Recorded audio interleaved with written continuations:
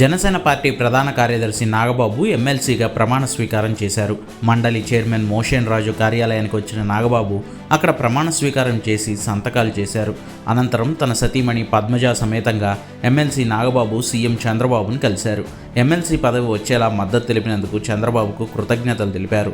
శాలువాతో సత్కరించారు నాగబాబు ఎమ్మెల్సీగా ప్రమాణ స్వీకారం చేయడంతో గతంలో టీడీపీ అధికారికంగా ప్రకటించినట్లు ఆయనకు మంత్రి పదవి ఇవ్వడం లాంఛనంగా మారనుంది.